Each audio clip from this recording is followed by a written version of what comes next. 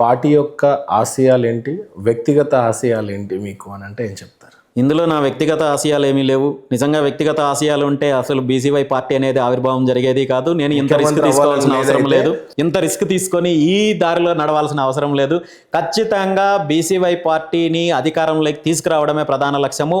అధికారం ఉంటే తప్ప మనం చేస్తున్న ఏదైతే ఆశయాలు ఉన్నాయో, మనం చెప్తున్న ఆశయాలు కావచ్చు, సిద్ధాంతాలు కావచ్చు, అభివృద్ధి కావచ్చు, వీటన్నింటికి న్యాయం చేయాలంటే ఖచ్చితంగా అధికారం కావాలి. ఆ అధికారం దిశగానే బీసీవై పార్టీ ప్రయాణం. బీసీవై పార్టీ యొక్క ముఖ్య కారణం స్థాపించడానికి ఏంటి అని అంటే ఏం చెప్తారు? రెండోది, పార్టీ యొక్క ఆశయాలు స్పష్టంగా చెప్పాలంటే ఏం చెప్తారు? ఖచ్చితంగా ప్రత్యామ్నాయ రాజకీయ శక్తి, బహుజనులకు అధికారం, ఇప్పటి వరకు అణగారిన వర్గాలు ఏవైతే ఉన్నాయో వాళ్ళందరూ కూడా అభివృద్ధి చేయాలి. సాధ్యపడుతుంది అంటారా? తరతరాలుగా చూసినట్లయితే అయితే రెడ్డియో నాయుడుయో, లేదండి ఇప్పుడు వెలమలో మళ్ళీ రెడ్డియే, మళ్ళీ నాయుడు. మీరు చరిత్ర తీసుకున్నట్టయితే ప్రతి అణచివేత వెనక, ప్రతి దోపిడీ వెనక ఎక్కడో ఒక చోట తిరుగుబాటు ఒక అడుగుతోటే మొదలవుతుంది.